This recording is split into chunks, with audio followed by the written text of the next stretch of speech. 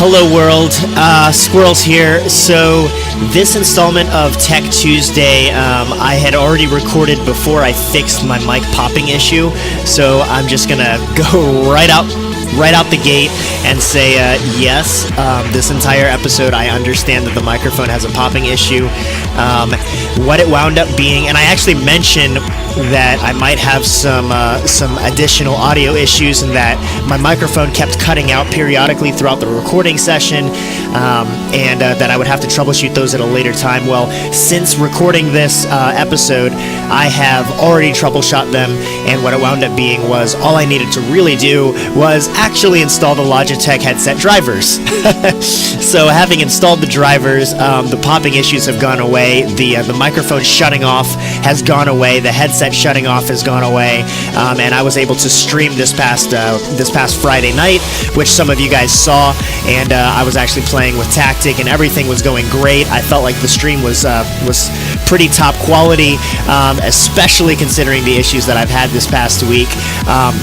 But without further ado, guys, this is the next installment of Tech Tuesday, Part 2 to me troubleshooting the streaming issues that I've been having between my gaming desktop and my Alienware 13-inch laptop.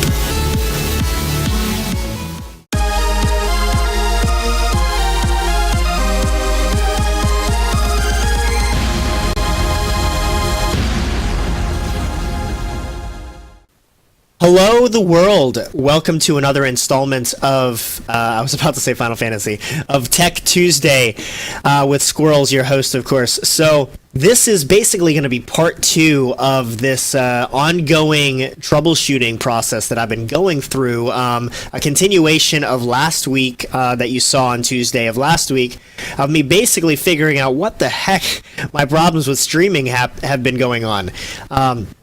So in this past Tech Tuesday, you heard me say my old scenario, my old configuration that I had on my desk, and then going to the new configuration.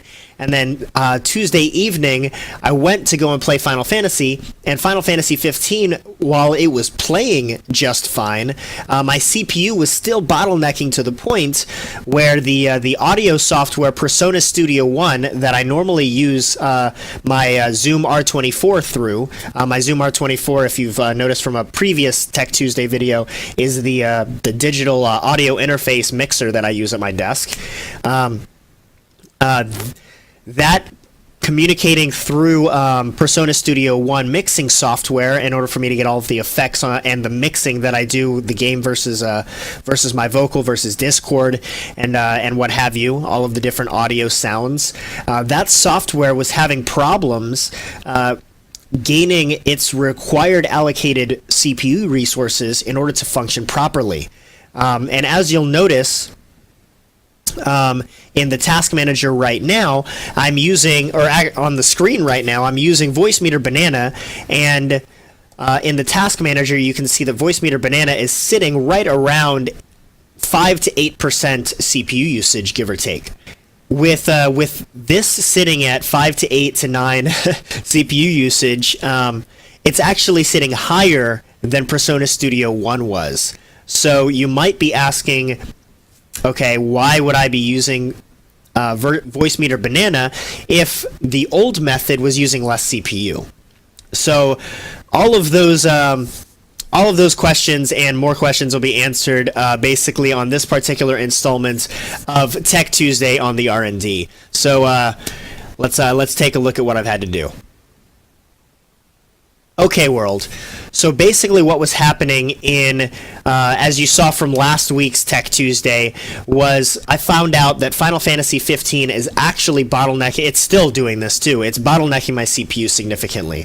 I discovered that my CPU was much more of a bottlenecking threat than my hard drive was to the nth extent. I did not realize my CPU was going to bottleneck. And as it turns out, Final Fantasy 15 has been doing that for a number of people running the PC version of it. So I'm not alone in that regard. Other games that I play do not get even close on my CPU, but in this particular case, Final Fantasy 15 does. Now, that hasn't obviously hurt my gameplay in any of the past streams and recordings that I've done thus far until this week.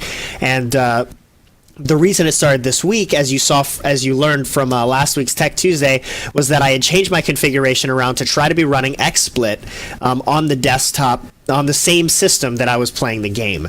And XSplit obviously requires significant CPU resources in order to do that, in order to stream. So I moved XSplit back to my laptop using my Elgato to record my desktop footage, and Persona Studio One I moved to the desktop thinking, okay, Persona Studio One uses significantly less resources, I should be fine. Well, with Final Fantasy 15 running at 99% CPU and Persona Studio 1 requiring 3 to 5, I was still writing at 100%. And where Final Fantasy 15, as you noticed from the Tuesday night stream, Final Fantasy 15 was playing decently well, my audio was randomly buzzing and cutting out completely. And the reason for that was because the third-party audio driver the third-party audio driver that Persona Studio 1 required and was running, because it wasn't getting enough CPU allocations, it was dropping that driver and reverting. So that's why we kept on getting the audio issues. And the only way I would get the audio issues resolved in an instant would be to calm the CPU down for long enough for Persona Studio 1 to get the resources back and kick the driver back online. And then some of the buzzing would go away and audio would return. So what I wound up doing was I did not want to move Persona Studio 1 back to my laptop. I wanted to keep it on the desktop. So I was trying to think outside the box and rebuild this from the ground up. And what I wound up deciding to do was grabbing this Voice Meter Banana. Now, I had looked into Voice Meter Banana in a prior year, maybe a few years back. And the reason I was trying to look into it was because I was trying to run Discord and the game and my mic all from the same system. And I wound up actually going to two systems instead, one for the game and then one for running Discord and my microphone. And I simply used the Windows mixer that comes with the operating system in order to mix the levels of Discord and my microphone and other things. So that really didn't bother me too much. And then I wound up going to using Persona Studio 1 and all that jazz. So it just turned out that I did not any longer need to use Voice Meter Banana.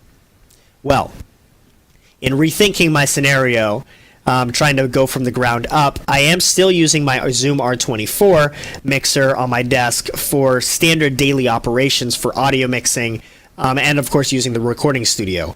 When I'm not using XSplit, everything goes through the Zoom R24 in order for me to hear it out of my main desk speakers. However, when I want things to go through my headset and when I want things to go through Elgato for recording purposes and streaming purposes like I'm doing right now, I am now going to be going forward using Voice Meter Banana. And Voice Meter Banana is quite incredible piece of software, by the way. Piece of freeware / donationware, PS, which I did donate because I'm enjoying this so far. So that said, let's go back to the question at the beginning of this little video where I was talking particularly about the fact that Voice Meter Banana uses more CPU than Persona Studio 1.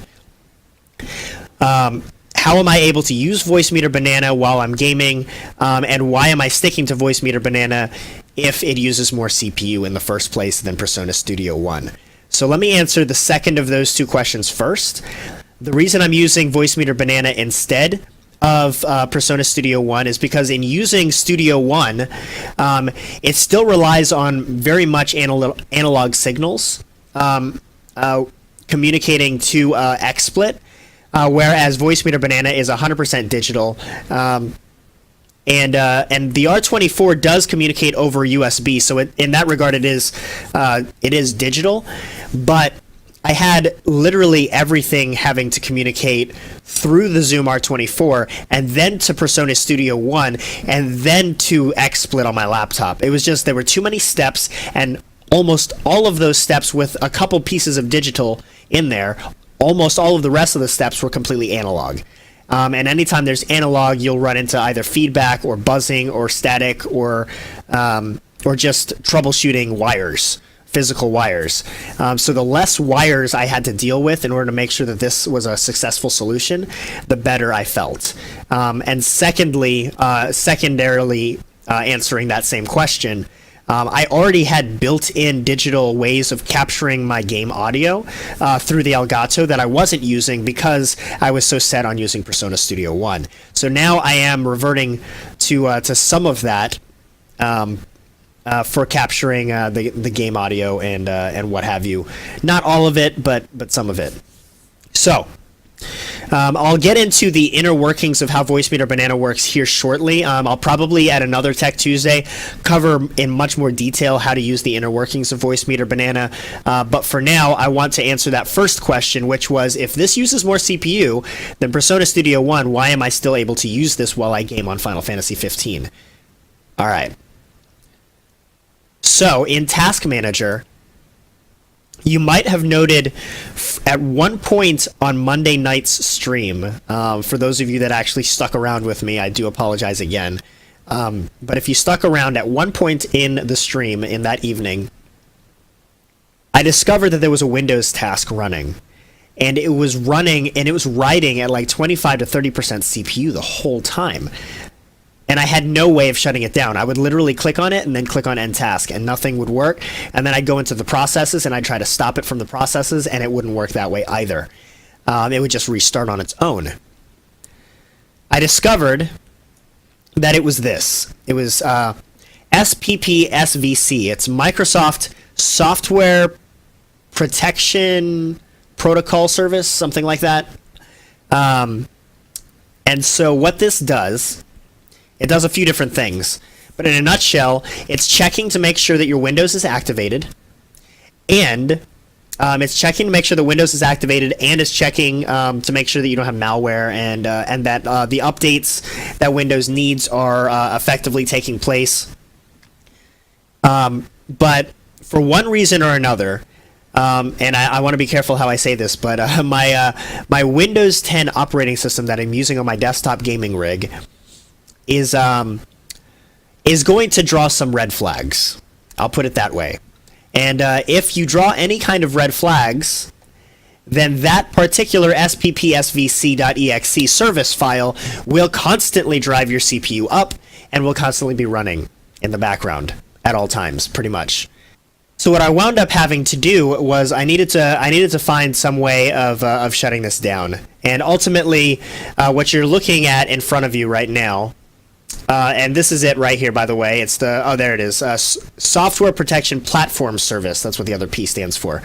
But you can see in this particular screenshot that it is running someone's CPU right up to almost 40% CPU usage on just that one platform. So I wound up having to shut down this one thing called KMS-R, and if you know what that is, then you know what that is. If you don't, Google it, but I'm not going to get into details of what that is, but I shut that down at first to see if that would drive the CPU down on Microsoft's Software Protection Platform Service. It did not, so I went into the registry files and straight up turned it off.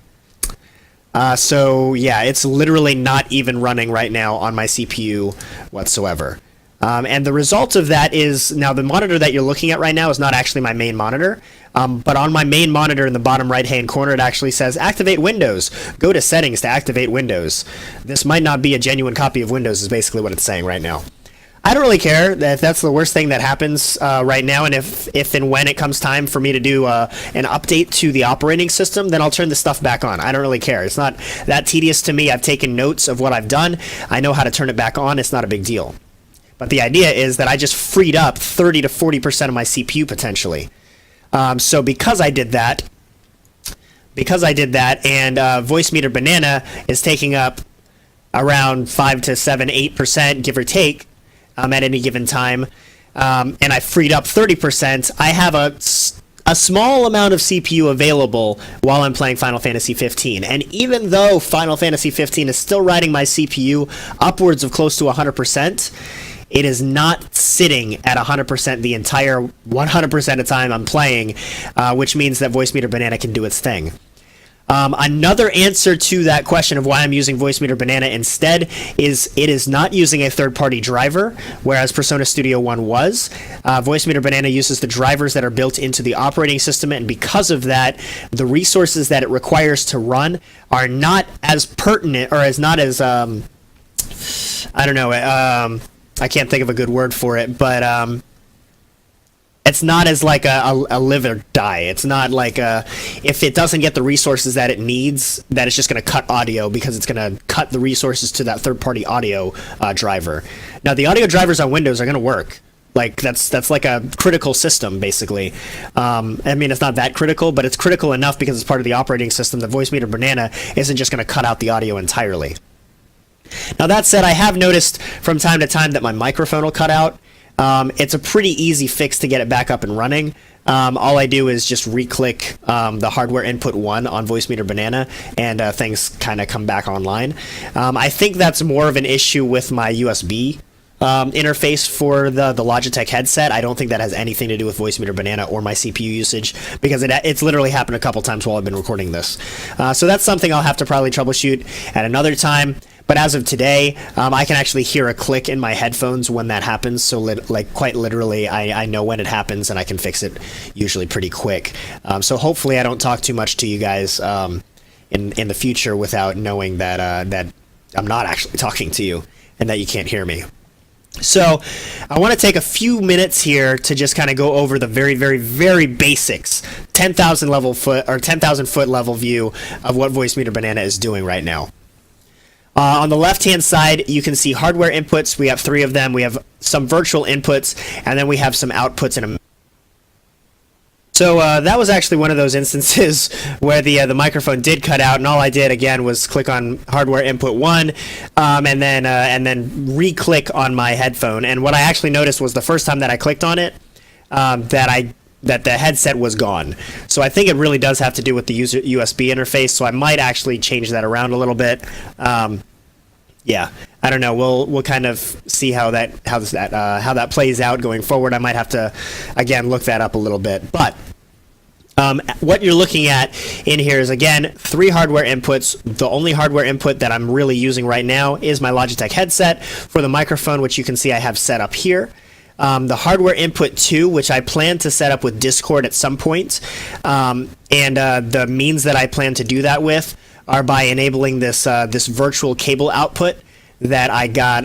It's called a virtual cable from VB Audio, the same company that makes the Voicemeeter Banana. That's another just free file or free install that you download.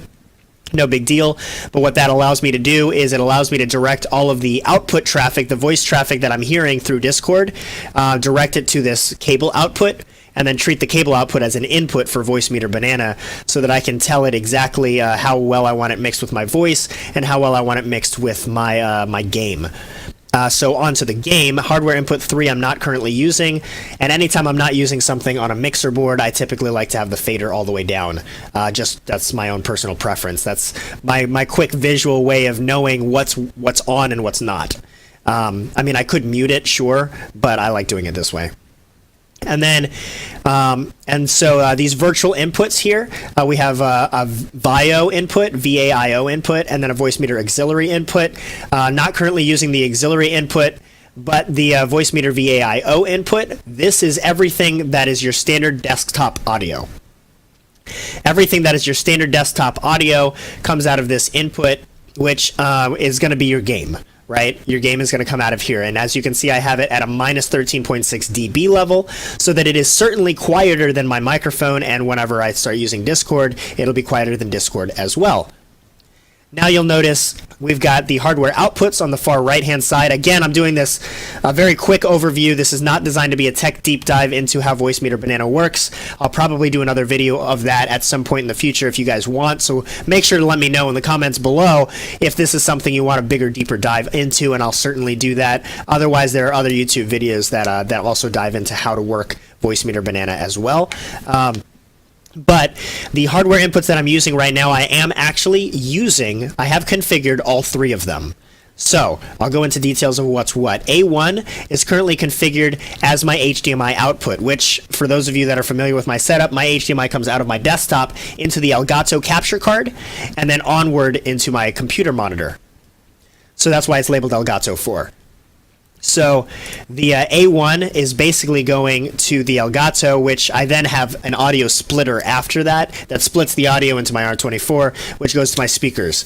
So this A1 is basically my main output. Through this output, I can also use the Elgato sound capture if I wanted to within XSplit to capture audio that way, which would capture my microphone as well. The reason I don't want to do it that way is because I have another input available to me, and whenever I capture audio in XSplit, I have to lower the volume significantly so that XSplit isn't constantly peaking. And as you can see, I have my main volume output at 12 dB plus. And that is so that I can hear it at a good volume where I like it coming out of my main speakers. If I kept it at 12 dB, XSplit, if XSplit was capturing it at 12 dB, XSplit would be peaking, and all you'd hear is a constant buzzing noise as I'm capping the volume on XSplit constantly, and that's just not cool. So that would require me constantly having to remember to lower this every single time I wanted to record. So that's the reason why I'm not using the Elgato as my source of audio for recording the audio, and I'll get into that here in a second. A2 is my headset. So the Logitech G430 gaming headset is what I'm currently using as what's capturing audio, and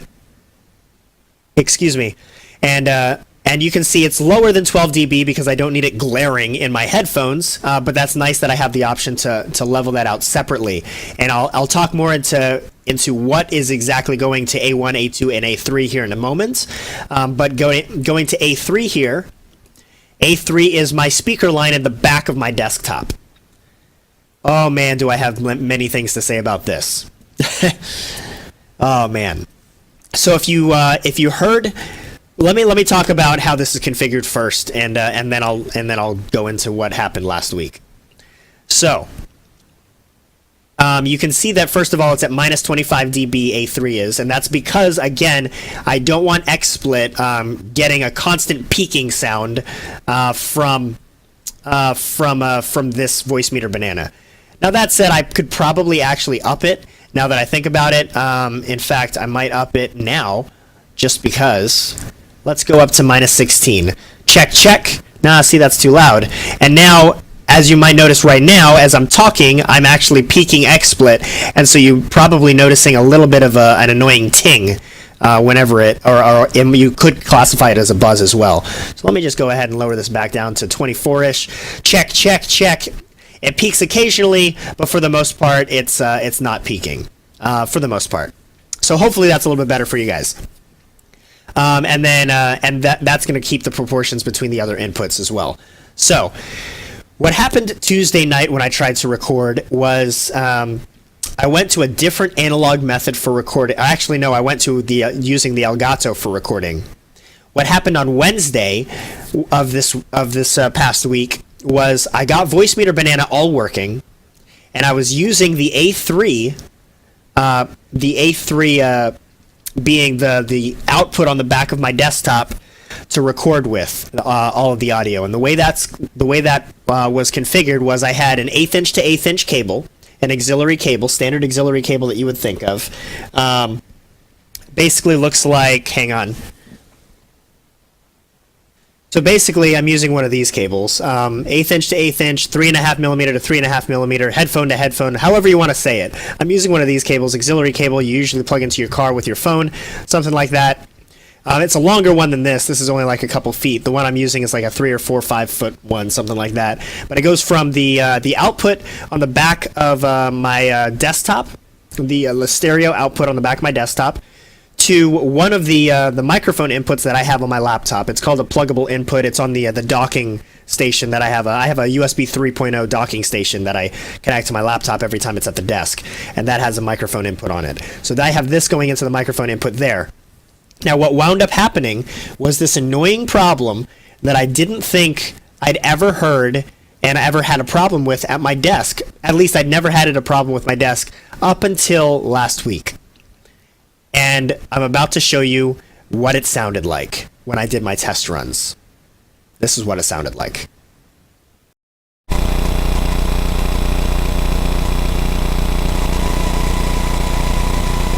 So that's pretty annoying, like, right? I mean, it's insanely annoying.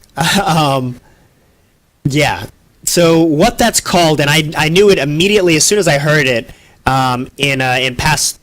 Well, I did happen moderately in a past stream at one point in time too, but it became obviously noticeable on a test that I did this past Wednesday when I got everything working. What that was it was a ground loop, basically. So what essentially happens in a ground loop is it has to do with power and electricity. Usually things that are plugged into the same power sources or the same power circuits. It's always going to be the same power circuit is what it winds up being. But basically things that are sharing power sources and then now are trying to communicate over in this case, this audio cable. It happens oftentimes with auxiliary inputs and outputs like this size, but it can happen with really any input output that's happening. Is a 50 to 60 hertz range frequency from the electricity comes over the wire, and it's basically a feedback loop. Because there's electricity flowing through all the audio cables, but because they're plugged into the same power sources, you've got literally this closed loop of power going on and electricity going on. And that feedback loop, similar to holding a microphone up to a monitor on a stage and you hearing that loud ringing sound, that same exact concept is now happening through this cable. So what I wound up needing to get was a ground loop isolator. And there was you can find them for less than $10. Here's one for $8.99. This is the exact one that I got. It's this MPOW ground loop noise isolator. It says it's for car audio or home stereo system. Obviously, it's a ground loop noise isolator. It's going to do exactly what it says in the description there. And it'll work for much more than that. And as you can hear right now, I'm talking to you using the method I described. An 1/8 inch out of the back of my desktop into an 1/8 inch into a microphone input on my pluggable audio device. But first, it goes into this device. So it comes out of my desktop with one end, and then on the other end, it goes into one end of this black box, and then the other end of that black cable gets plugged into my docking station. Do you hear the noise? I don't hear the noise. And it's a beautiful silence. A very, very beautiful sound of silence. So that allowed me to essentially continue using this third output here. And as you can see on the left-hand side, I'll just go very, very, very quickly into this. Basically, we've got, let's see, All right, so hardware input 1, and you've got these A1, A2, A3 with little arrows on the left-hand side of them. And then you've got B1 and B2 too, but I'm not going to talk about B1 and B2 in this video. I might at another time, but not in this one. In fact, I could literally just turn them off straight up, and it wouldn't make a difference. Nothing would make a difference, literally. So what this is you're telling this particular input where you want that audio to go. Now, if I wanted it to go through my speakers, then I would hit A1 because, as I told you earlier, A1 is configured for my hardware speakers, right? If I wanted it to go through my headset, right here on A2, then I would just click on A2. The reason I'm not hitting A1 right now is because I have my speakers on, so I don't want that feedback loop. Like, screw it. So this is what a feedback loop sounds like. Yeah, it's not pleasant at all, so I apologize if that hurt your ears for a moment there. But A2, if I was to click on that, I can now hear myself talking through the headset. It's really annoying because there's a tiny little bit of lag. There's latency of like maybe 100 milliseconds, probably less, but it's enough to be noticeable, and I'm really not a fan of it, so I'm turning that off right now. And then A3, you can see the signal light here. A3 is successfully going to XSplit. So you're hearing my voice right now, but I don't have to hear myself talk, which is really, really nice. And that was something that I couldn't do with Persona Studio One because I was using a monitor system and everything had to be monitored in order for it to be recorded in XSplit. which meant I was going to hear it out of my headphones as well. It's just the nature of how everything was configured. So for that reason being, I guess, a third reason why I'm using Voicemeeter Banana instead of Persona Studio 1. So then you can see hardware input 2 right now is configured for all 3. It's also just not straight up configured right now, so that doesn't even matter.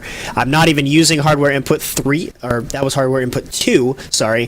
Hardware input 3 I'm not using at all right now, so I'm going to leave that alone. And then the Voicemeeter VAIO virtual input, this is the desktop audio. It's coming out of A1 right now, which when I'm gaming, I'll actually probably turn that off so that you don't get double listened to. So I'll probably just do that, basically, so that you don't hear it coming out of the speakers, or I'll just turn my speakers down so it's not getting picked up by the microphone. But then A2, this is so that I can obviously hear the game audio in my headset. And then A3, it's going to A3 so that you can hear the game audio as well, being recorded on XSplit. So that's... I know I spent a little more time on that, and this video was longer than I was planning on it to be, but basically this is where I'm at with everything right now. I will say that my microphone cut out probably 2, 3, or 4 times during this recording alone, so that's definitely something. There's probably like a Logitech driver that I need to install so that the USB doesn't keep cutting out. Something stupid, I'm sure, but until I figure that out, I'm going to have to deal with it. And dealing with it, like I said, isn't that big a deal, but that's where I'm at right now. So there might even be a part 3 to this. Probably not, because it's probably going to be some stupid little fix, but there might be. So, yeah, that's it. That's what I got, guys. That's this episode of Tech Tuesday on the R&D with Skwirls. Hopefully you guys... for those techie nerds out there, hopefully you're enjoying it at least, and for those of you that don't understand most of what I've been talking about, at least you can be rest assured that I can stream and record now without hopefully having too many more issues, particularly with Final Fantasy 15, but with anything as well.